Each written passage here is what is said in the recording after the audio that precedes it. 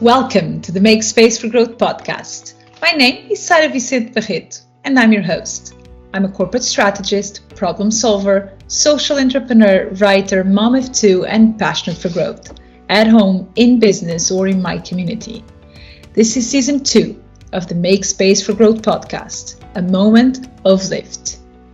2020 will be remembered by most as the coronavirus year. As a world, that was our common factor. But individually, we all had different stories. We all experienced it differently. For 2021, our journey continues, strengthened by what we leave behind, hopeful for what lies ahead. From a good, bad, or so-so year, we rise to the challenge ahead. We lift our souls to believe. We lift our minds from the fear.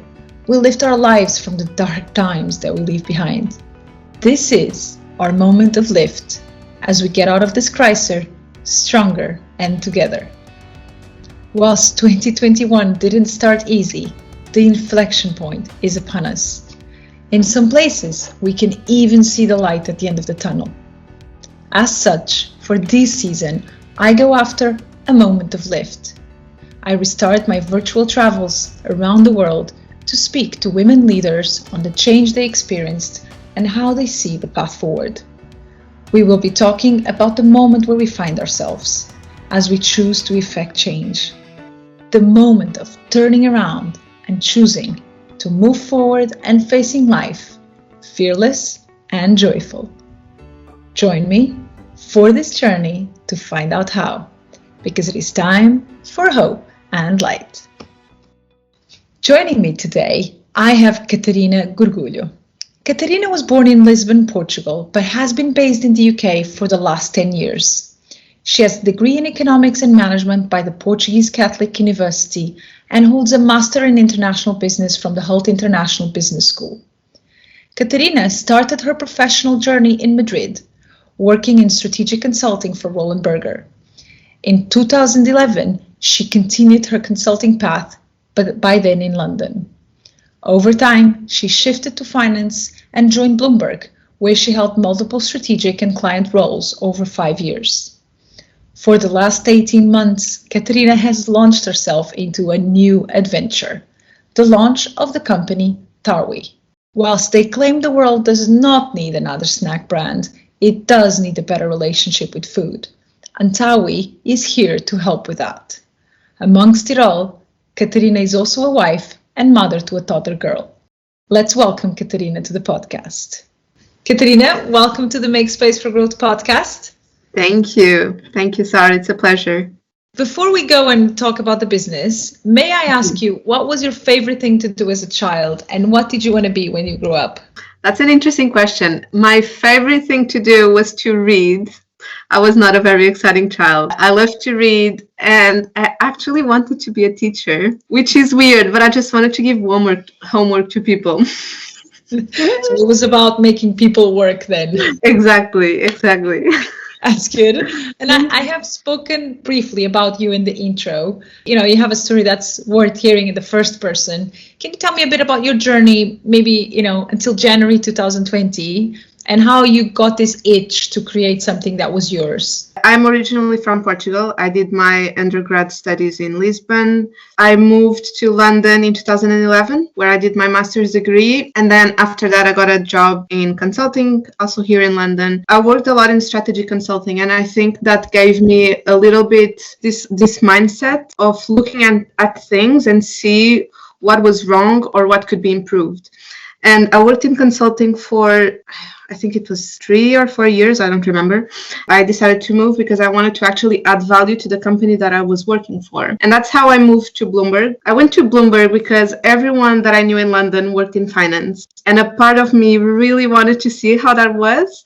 And it was interesting because I did business, and in consulting, I focused more in telco. So I had no idea. I didn't know anything about finance. And I remember preparing for the interview with my husband. It was a very interesting project. I got into Bloomberg, first I loved the culture at the company because they kind of focus on your entrepreneurial side. So they want you to have your role, but at the same time, they push you to have side projects. And I think because of my background, I kept seeing things that I wanted to change. I was able to build a team on the side, to build a completely new project that I felt was needed. And I was able to involve people liked it, and we implemented it in London, and then people wanted to implement globally. And I think that's how I had this feeling of this is what it means to build something from scratch, and it stayed there. In parallel, so basically I grew within the company, I moved between departments, but then like this little thing was always there. And also another thing for me is that I want to think that now I'm a little bit more balanced, but I am very into wellness, health and wellness. All the time that I was at Bloomberg, I kept thinking, I'm in an area that I like. I do a job that I'm good at, but I'm not extremely passionate about this. And then I look at the wellness industry and it's exploding. What am I doing here? Like, if I have a passion and it's an industry that could work, then why am I here? In this process, I got pregnant and it was not planned, and it was a complicated pregnancy. So I ended up having to stay home a little bit earlier than expected. To be honest, it was a little bit of a blessing because it gave me, all of a sudden, I had room and space to figure out who I was, who I wanted to be, what I wanted to do. And I did exactly that. So while I was still pregnant, and because I was at home and I couldn't work, I decided to, and this is a bit weird because again, I was pregnant, but I decided to become a personal trainer. So you have to explain to me how that works, that you stay home, but then you have to. I know. So basically, when I decided to do it, first I decided I didn't know I was pregnant when I started discussing these ideas with my husband. I did like this first part of the course. It was in present, so I went to, I don't remember where it was North London. So I would go there and they would teach me, and then you train other clients.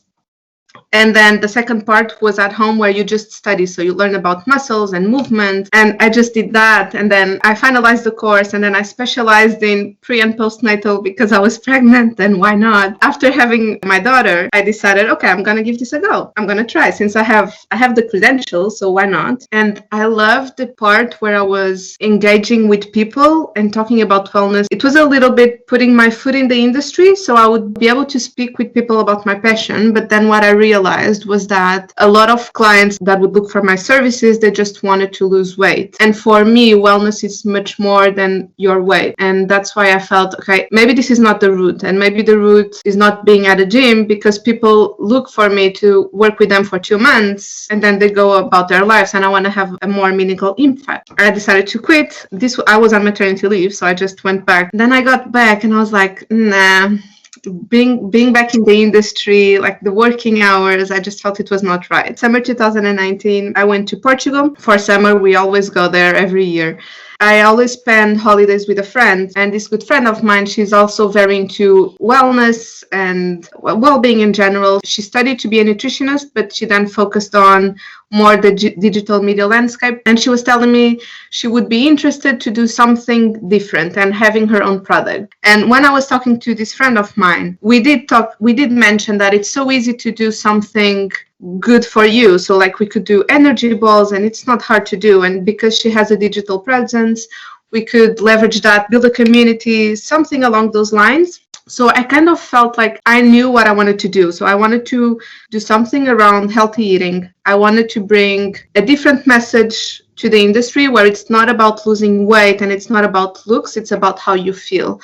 And what I felt about the industry as well is that you have this feeling of, it's very of extreme. So either you're healthy and you wake up at 5 and you eat very well and very clean, or you're not into wellness at all. Exactly. You're slacking and you're failing, and it's just, and I wanted to bring a message of balance. Health is much more than how you look, and being healthy is different for everyone. So I know that I'm a little bit the stereotype of what it means to be healthy, because I like to wake up very early. I like to do my yoga. I like to eat clean, but for other people, there are other ways to be healthy. And for some people, it's as simple as just watching a Netflix show, because it allows you to disconnect. And I think being well overall is just being at peace with yourself and with where you are in life. I think a lot of people are going to love the fact that you just said that watching a Netflix show is being healthy. I think it's going to resonate. I know. I know that of course, it's a balance. And what I mean by this is that because the industry went to this extreme of you to be healthy, you have to exercise every day and mainly HIIT workouts. I just feel like it's a lot of stress in your body because you feel like you have to follow a diet, you have to work out, you have to work because you have your priorities, you have your ambitions. And it's just stress. And sometimes you have to balance with something that is not stressful. And for some people, it's yoga and meditations. For other people, it's to read a book. For others, it's to watch a TV show. Like, we are all different. That's a bit my reasoning on Netflix. Podcast. Totally fine. Exactly.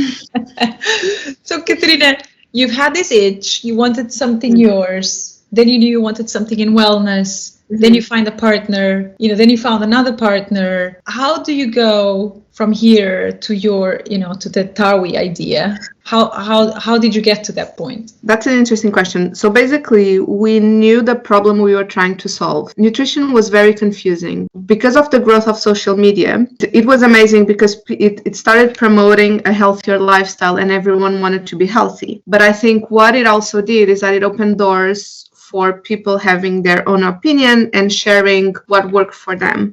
And I think it created a lot of mixed messages. And eating healthy, it's something that should be simple, easy, and that should make you feel good. And I feel like it went to the other spectrum. So it was not simple, it was complicated because some people would tell you, well, you should have a diet that is high in fat and low in carbs. Others would say, oh no, but carbs are energy, so you should have a diet that is high in carbs or high in protein.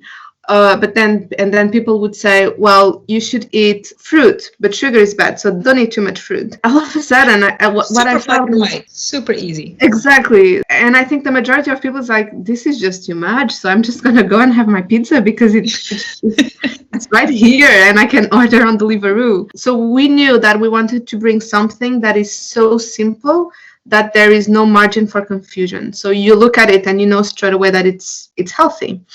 It's almost thinking of, I like to use the example of rice cakes because they are so simple and people very often have them because they don't love the taste, but they know it's just rice and they know it's healthy and it's low in calories, so they just have it. And we wanted to bring something that would be equally simple, but that on the other end would be flavorful and would be more rich in nutrition. And this sounds very idealistic. That was the hardest part, was okay, this sounds interesting, this is the problem, but then how do we solve it? And that's where actually Pedro came in handy because of his experience, he came across with Lupin Beans. And basically Lupin Beans, it's not known at all in the UK. It's very well known in Southern Europe, mainly in Portugal. I mean, I grew up eating them and I had no idea they were amazing for you. But it's like this tiny yellow bean. In Portugal, Spain and Italy, people usually have it with beer. And it's just something that it's... To balance, again. Exactly. Well, people don't know that it's to balance. It's just very often it comes in free. So if you order a beer, they would put a plate of Lupin Beans. So we always ate it, not knowing, like, I ate it because it was there and it tasted nice, but I had no idea that nutritionally it was very rich. I've been missing out on all this nutrition because I've never drank beer. Really? So I'm like, if I had a beer, maybe I was healthier because I would have had the beans as well. Exactly. So Pedro, with his work, he came across lupins, and it's something that it's growing a lot in Australia, and you start seeing growing a little bit in the US, a little bit also in Europe. It's an amazing bean, and it's, when you think about, mainly today, people are looking a lot for alternative protein sources. People always tell you about soy, and you have tofu and tepe that are soy-based. They tell you about lentils and how you should have chickpeas, and no one knows that lupins exist. And lupins are very similar to soy in the sense that they are a complete protein. They are very versatile, and they grow in Europe, which is amazing, by the way. But no one knows that they exist. So they're, even when people go online and they research, well, what other sources of protein could I have if I don't want to have meat? No one tells you about lupins. No, I give you an example because I did this functional nutrition course, appointments 2 weeks ago, And they send you this plan after. And obviously, because I had been trying to reduce my animal protein, she said, well, you have to have some protein still for your meals because you need that energy. And here's a list of things. There weren't any Lupin Beans on it, right? So I'm going to send her this episode. Yeah, so definitely. She starts putting that on the list. Definitely. Well, in terms of protein content, it has double the protein of chickpeas and lentils. In 100 grams of beans, you can have 42 grams of protein, something like that, which is unbelievable. It has twice the fiber of oats, and it has 3 times more iron than kale. So when you think about, and it has 3 times more antioxidant than berries, for example. So you have like these names that always pop when, oh, I want some antioxidants, so you put some berries on your porridge. Or you go for kale for iron, but then all of a sudden you have this bean that has everything on itself. And that's why we loved it, because when we think about bringing something that is so simple that there is no room for confusion, well, you have a bean that has everything you need. So it allows you to have a list of ingredients that is very, very, very simple. And that's how it started, basically. Catarina, you found your magic bean. It's the only thing you can call it, right? If it does all this. And it's January 2020. You quit your job and you're going to launch this new brand. A lot has happened after that. Can you just talk maybe a bit about the launch part, and then we'll talk a bit more about the brand, because I think it's interesting to talk about that as well. What happened in 2020? How did you take this forward? We decided that we were going to do something with Lupin Beans. It was October 2019. From November and December, what we tried to do is we just bought a bunch of lupins in different forms, in flour, flakes, and we just tried to explore things to do. And this was end of 2019, and then January 2020 came back to London, and then I started looking for suppliers of lupins. I actually think we were extremely lucky. So we were able to still go to a fair. This was beginning of 2020. We went to this very big organic fair, promotes anything organic, and I went there. I had like a list of contacts that I wanted to go after. In that fair, I was able to find all the suppliers in my supply chain. So I established contact with them then, face to face, came back to London. I was still able to engage with one of our biggest suppliers. I was still able to go to Portugal, go and meet the facility, meet everything. And this was the week that we went on lockdown. So I came back, this was 13th of March, they closed everything. So I feel like we were able to close like the key essential pieces where we would meet our key partners face to face, and they would say, okay, let's go ahead, right before lockdown, which what allows us to do during the lockdown was more to focus, okay, how can we strengthen the relationship virtually, which just meant things went on a little bit slower than initially what we wanted to. And it also gave us time to really focus on building the identity of the brand and who we wanted to be, how we wanted people to perceive us. In a way, I see that when I think about the lockdown and the pandemic, I just think about silence. It's like everything is closed, so you have time to not think about the same. Oh, really? I'm glad that was the case, but there was not a lot of science going on here. For me, it was. I have a daughter that is quite easy to manage, and it's only one kid. So, and at the time, she was not even 2. So it was okay. It gave us room to really think about our identity, and we did spend a lot of time working on that. And I think that's why also when we launched, we were able to do it so strongly. It's because we had a very clear understanding and vision of what we wanted to do and who we wanted to be. So tell me a bit more about that. What do you think? I know we spoke about the Lupin Bin, we spoke a bit about your balanced approach to wellness. What do you think makes Tarwi different and so appealing to have such a strong launch, which I know you did? I think the first piece is of course related to the Tarwi bean itself, and we want to launch in Portugal and the UK. We delayed a little bit the entrance in the UK because of Brexit, so we're focusing mainly on Portugal now. And with our launch in Portugal, people knew what lupins were. I mean, we are the first ones trying to change a little bit how it is perceived. It's something that has been hidden and overseen for so long that now like this group of young kids, they come here and they try something different. And I think that was very, that's interesting. I didn't know about the nutritions of this. What I was telling you about this feeling of the wellness industry in general, I want to say that it's very personal, because when you decide to change your habits and your health, you do it for yourself. And I think it's very hard to change. And I think there are a lot of things here that go on. It's usually you change because you don't feel good about yourself. And it's either because you don't feel good about your body and the way you look, or you feel sluggish. There is something there. And because the industry has been so extreme in this message of for you to be healthy, you need to wake up at 5, exercise every day. And then people post it on social media, and you start following people on social media that do it, that have maybe like they have the life that you want to have, and inevitably you start comparing yourself. I think very easily you get into this loop of guilt, shame, I'm failing, I'm not able to do it. And then we come with a message where, well, we want to launch a product that is good for you, but our brand is not about the product, it's about you, and it's about how you feel. And we did a campaign that was focused on the community of people that followed us already on social media, where we asked them to come and just to share something good about them that happened during the pandemic. And I think people really related to the message. When we asked them to share something about them, we asked them to share about something related to food and how food made them feel.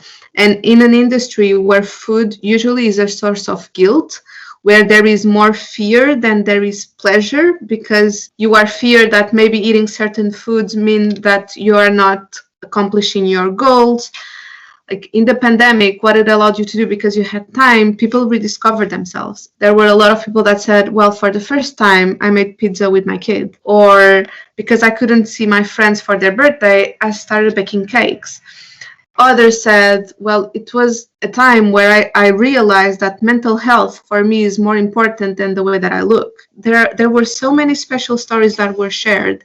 And I think it was this human connection that really brought people together, and this understanding that, wow, this brand is actually trying to do something different. And I think it's this message of inclusiveness that really differentiates us. And I think it's also because we've been through that journey. And we know how it feels to feel isolated and feel maybe scared of going to a birthday dinner because you don't know what's going to be on the menu. And I talk for myself, like I've been in that extreme, and I think it's very, very much needed someone that comes here and says, well, you know what, health is much more than how you look and how you eat every day. And well-being for some people is actually just making pizza with your kid.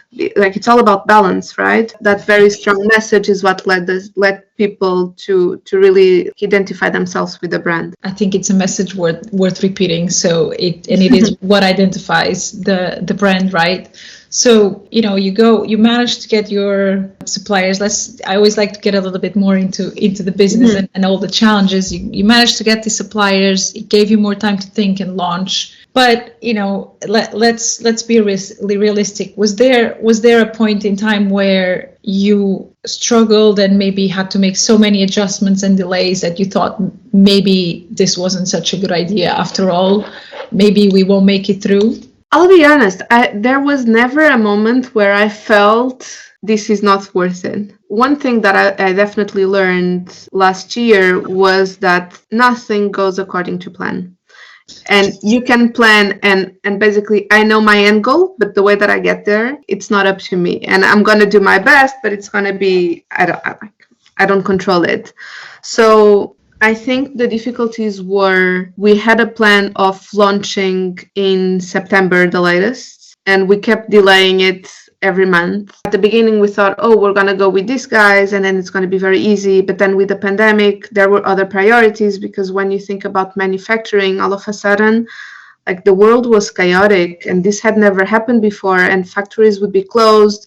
And then at the beginning, it was more, well, I don't know who you guys are. You're just starting. I have too much on my plate to now think about new business. And that delayed us a lot. When I saw more progress was September 2020, that I saw like things actually happening. And before that, it was very much just chasing and just breathing and not giving up, and it's okay, they have other priorities, it's okay, and just like keep pushing. But on my mind it was always, this will happen, maybe later than I expect, but this will happen. I just have to keep pushing and keep persisting. And can you share some of maybe the more difficult decisions you had to make along the way?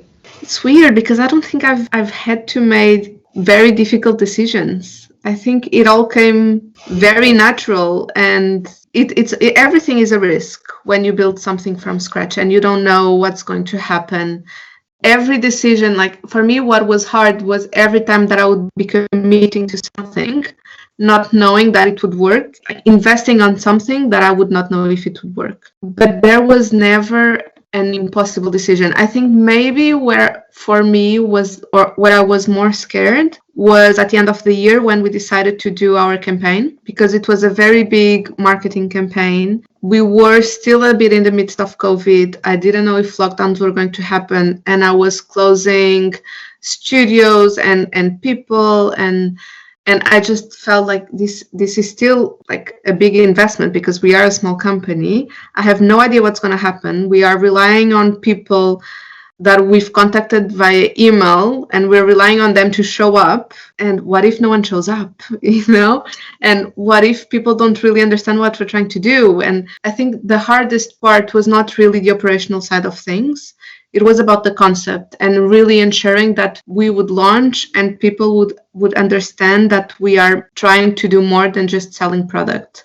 And I think that's why the marketing campaign was so hard. It was scary. The pandemic has definitely brought great struggles. You got delays, but you've persevered and you've launched this amazing brands. It was a huge hit. I am stealing your thunder there. And this season that I'm trying to bring here, last time it was a little bit about finding that good within the crisis when I first launched the podcast. I think now we're really trying to help people kind of look forward and look for ways to lift themselves up and to almost believe. You were in this fear about launching your campaign, not knowing if people were going to show up. What happened when you launched? People took it very well. I'll be very honest. I was not expecting the success that we had from a message point of view. People were very interesting. One thing that, of course, helped was the fact that one of my co-founders also has a very big presence on the digital side. So there was this interest of, okay, what are they doing? What do they want to do? But our launch video, we decided to do before we put videos out of people sharing their experience. We're just going to say it straight what we think that is happening on the wellness industry. The video had like 200,000 views. It brought a lot of people to our page, which was amazing. I think the first time that we published the first video, we got like 20,000 followers. And then from there, the more we were publishing videos, our following would grow and grow and grow. And when we launched, and that's what I was also very scared, was, okay, now we're launching Lupins. Are people going to be excited about this? Because in Portugal, as I told you, it's a very common snack, and we're just a bit reinventing the wheel. How will people react to this? Because they don't even know that it's different branding to it. Let's just say. Very different branding. The majority of people don't even know that it's healthy. How are they going to take it?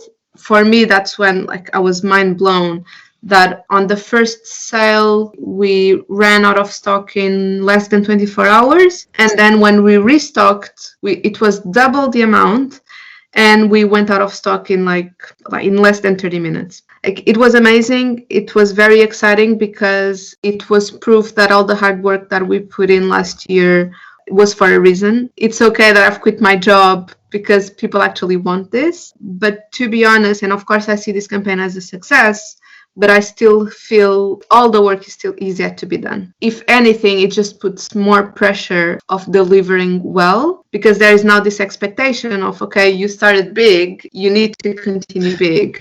So for me, it's of course it's amazing, but at the same time, I'm very conscious of the responsibility. Yeah, and you started, you clearly didn't have your sights on such a big launch, because I remember seeing your Instagram at the time, and I think you handmade all of the orders. Yes. Tell me about that. Yes. At Tarwi, for us, human connection is very important. We wanted to reach the biggest amount of people possible. So what we decided to do is, okay, we're going to launch with very small orders, because I want to get to the maximum number of people that I can. I want to do it by hand because I want to have a handwritten note, thank you card, so that people know, because I wanted to feel this connection with the brand, and I wanted the person on the other side to get the box and know that, oh, she hadn't written a note just for me, and it has my name on it. And so how many cards did you write? That's the big question. It was like 2,000 cards. And I think I felt like it was a brilliant idea at the time, because I've never done this, right? Like, I worked behind a desk all my life. I didn't have this picture of what it would look like, 2,000 orders, and what it would mean to print addresses and put them on the box and match it with the card, and then people telling me, oh, I need to change my address because I won't be there at that time. And then matching the orders with I still don't know how we got all the orders right, to be honest. But it was fun. It's something that stays for life. It's a good memory. Repeat it in the second round. No, never again. It was a nice touch for the lucky ones that got hold on the stock to start with. So, Catarina, I do want to go more personal, but maybe one last question on the business, and it's a question of looking forward. You said, most of the work is still to be done. A lot of people like to say the best is yet to come. What opportunities do you see looking forward for this business? Where do you take it from here? I know you haven't launched in the UK yet. I haven't been able to get my hands on it yet.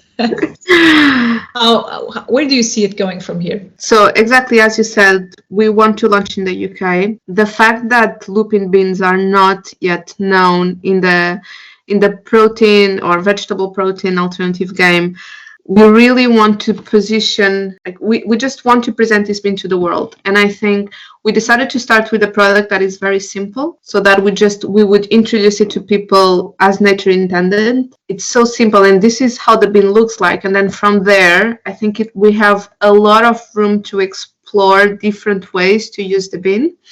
And I won't say too much because I want it to be a surprise. We have a lot of ideas. We have one that might be happening sooner than we expected. Again, I've learned with the pandemic that everything changes, but we are very excited, and I think it will be here sooner than we thought. But it's our first step. It's just to introduce the bean to the world and introduce different ways to consume it. And then from there, we will see. We don't see ourselves as a Lupin Bean company, a company that wants to bring simple, high quality, convenient foods to the world that are good for your health and that are good for the planet. So for us, this planet part is very important. We want to do things slowly. We want to ensure that we have partners that focus on sustainability.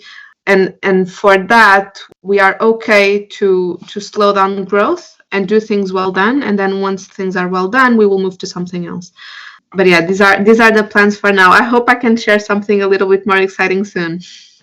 I'm going to be waiting, and I'm going to be waiting for those Lupin Beans in the UK, because it doesn't look like we can go anywhere. So I'm not going to get my hands on them. So, Catarina, let's move a little bit to an area that I always bring to the podcast, which is mental health. And you actually already started talking about it a bit. I find it very important that we keep it honest. And this pandemic was definitely an opportunity that people started talking about it. It used to be this big taboo, and now we can all talk about how our mental health is suffering because we're in lockdown, which is amazing. I really think we've done a huge leap as humanity. So we get started. Can you just share a bit in your personal life? What happened in lockdown? How was it? I mean, I know you spoke about silence, but can you tell a bit more about how your life was and how your family routines worked in lockdown? Lockdown was a very interesting experience. And I have to say, I do think I'm very privileged, because lockdown for me, in a way, it came with a lot of blessings. First, it allowed me to slow down. It allowed me to spend more time with my family, so with my husband and with my daughter. And one thing that I love that came out of it, and I even told my husband this the other day, I just feel like we came out like a stronger team. It really forced us to be a team and to understand how do each of us contribute for all of this to work, because he has his work priorities, I have my work priorities. but we have a daughter to raise. So how do we manage everything? Every day having conversations of, look, this is working for me, this is not working for me, I need you to do this, or I need you to do that. I just felt like we grew a lot as a family, and that for me was amazing. What do you feel was your high point and your low point of this pandemic? My high point was, I know it's hard to say this, but I think I found myself in the pandemic. I was always someone that was very anxious, that was a perfectionist, control freak.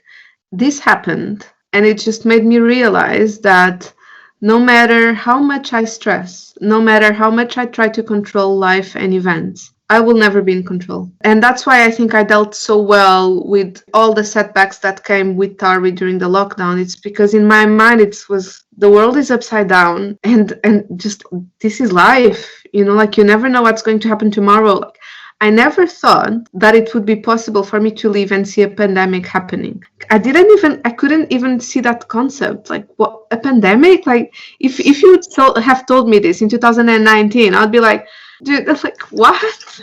Never. And then this happens, and I think it just allowed me to put everything into perspective, really. And I just became less anxious. And now I feel like I have goals, but I'm not too hard on myself if I don't get them. I know that there are different ways, there are ups and downs, that not every day is going to be the same, that one day might be better, another day might be worse, that even throughout the day I'll have highs and lows. But that's just life. The guest that opened the podcast with me was Yael Melamed, and the podcast, I ended up naming it Letting Go of Control, because she's a coach, but she's also a psychologist, and she was like, look, that was something we had to learn, is that we're not in control, and only when you let go can you actually go forward and move on with it, because otherwise you're kind of stuck in this feeling, when is this going to happen, when is something going to change, and why is this happening, and why is this lockdown, and why? And she was like, when man plans, God laughs. We just really have to let go. And it's obviously easier said than done, but I guess we were very much forced in that direction. You spoke about the highs and the lows. Can you maybe share some tips on how you managed yourself through this pandemic? One thing that was very important for me were boundaries in terms of time. So time and fun, because all of a sudden your personal life is mixed with your work life throughout the day, right? Because you don't control your kids, like you're working. My office, living room, and dining room. Exactly. Like for me, it's like my bedroom is my office, my workout room, and where I sleep. I learned how to say, okay, I'm going to go to bed at this time. I'm going to turn off my phone. So I would say, I learned this amazing feature that now I know that everyone does, but I just turn off all my apps at 9 p.m. sharp. They all disconnect. I don't touch my phone after 9 p.m. I go to bed at 9:30. I read a book. Every morning I would wake up at 5:30, and then from 5:30 until 7:38, it's me time. I would organize my thoughts. I would do my yoga, just organize my day. And then from 8 to again 9 p.m. Okay, it would be a mix. I would coordinate with my husband when it's work time, when it's family time, because when one would be working, the other one would be staying with our daughter. And I think just for me, it was the importance of really respecting those times, because a lot of times you don't want to do it. A lot of times something comes up, or there's this very important email, there's this very important thing that I want to do, or I don't want to work out now because I don't feel like it. And I just felt like the importance that it was to really try and stick to it as much as possible, knowing that, of course, the day changes, but not going with my mood, rather going with what I know that is best for me, if it makes sense. Yeah, and I know you're opening an exception for me because we're recording this past 9:30. Yeah. And but sometimes routines are there to be broken. But yes, I do think a lot of people that came here have spoken about the importance of some sort of routine in this abnormal environment that we found ourselves. A bit of a lead the witness question, but what do you think is the role of nutrition in helping people, not just living more healthier physical lives, but actually mentally healthy as well? That's an interesting question, because I think nutrition is very important. I don't think it comes in alone. I think it's nutrition paired with sleep, paired with water intake. But overall, it's just like mentally, you are, I want to say sharp. I don't know if it's the right word, but it's just, you have the energy, right? Like one thing that I've noticed, and it's interesting, he's going to hate me for this, but because now I work with my husband, I see all of his bad habits. And what he does is that he skips breakfast. He will have something very quickly for lunch. And then it's like coffee, coffee, coffee, coffee. And then a lot of times I have to go and remind him, like not even reminding, like, here's your breakfast, like here's your water. But it's just the importance that has, that for you to have the energy to work and to do everything else in your life. I think we all feel like when we are not taking care of ourselves, like you feel sluggish, you feel less motivated. And I think very easily you get into this bubble of just work, sleep. You just do the things that are easy and that you feel like doing at the moment. And I think it takes a toll on you. And again, I think nutrition is important. I don't think it comes in alone. And it's just the pairing of all of this. It just gives you energy for everything that you want to do. That is my personal opinion and what I feel that happens to me. So let's start wrapping up.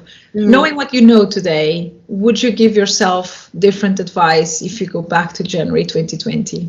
Trust yourself. There are two things that I keep repeating to myself constantly, and it's a motto that came after, like, during last year, which is be brave and trust yourself. And I try to tell this myself every single day, because I think the amount of sleep that I lost over things that in the end came out fine, just not the way that I thought they were going to happen, it's insane. So now I just tell myself, okay, just trust yourself. It's going to be okay. It's going to happen. Maybe not how you think. If this problem comes up, don't worry, you'll solve it. Just trust yourself. You just need to be brave to face it and find a solution. And I think a lot of times when there are setbacks, the easiest thing to do is to hide and not face them. And if you could pick one, I'm sure you had many and we spoke about a few. What was the one biggest challenge that this year has brought you? I think I'm because my journey is so different from a lot of people. The biggest challenge that I faced was really to face my fears and my insecurities, but that's because I was building something from scratch. So it was not about a decision. It was really how I dealt with everything of all, like, what is, because I gave up my profession, right? And it was not something that it was easy to accomplish. I worked very hard to get where I was, and I gave up all of that. And then you're building something from scratch, and it's an area that I'm not an expert, because I've never worked with food and beverage before, never worked with consumer goods, so I have no idea.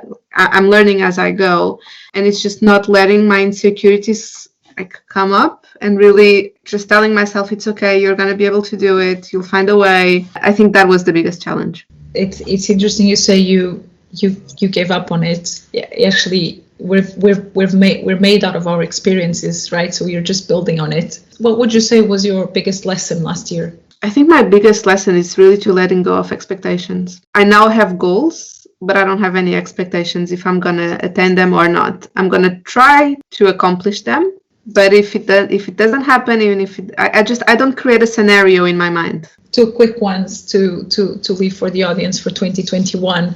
Is there a book you can recommend for 2021? I really want, there are two that I've loved. That's okay. I allow to. The first one that I loved, I actually read in 2019. It was not last year. And it was Daring Greatly by Brené Brown. I am her biggest fan. And the other one, and it's more relevant in the context that I am in now, I think it's called The Infinite Game of Simon Sinek. And it's basically how to lead business knowing that you're playing a game that is not finite. And I'm going to check it out and put it on the notes. And if you had one word for 2021, looking forward, what would that be? For me, it's the only one that is always on my mind. It's just be brave. Just be brave and trust yourself. Like, mine is fearless, so we're aligned. Perfect. So good one. Catarina, thank you so much for being with us in the Make Space for Growth podcast. It was a pleasure having you here, and I'm going to look forward to see Tarwi and the Lupin Beans being brought to the world. Thank you, Sarah. It was a pleasure. I really enjoyed my conversation with Catarina today. I don't know about you, but I really felt her calm around me. She is truly pursuing her passion for wellness and nutrition, and that shows in the way she tells her story. How she and her partners want to bring Lupin Beans to the world. I was impressed by the strong launch of the Tarwi brand, but it is no doubt people related to this unique approach to wellness, one that can be balanced and suitable for each person. One that is there to make people feel better, not comparing themselves and not judging themselves. I am keeping a watch on where Tarwi goes from here. Make sure you join the thousands of their followers and stay connected. That's it for today. I had the best time, yet again meeting another woman pursuing her passion and fighting through challenges. I hope you enjoyed it too. And I get to do this.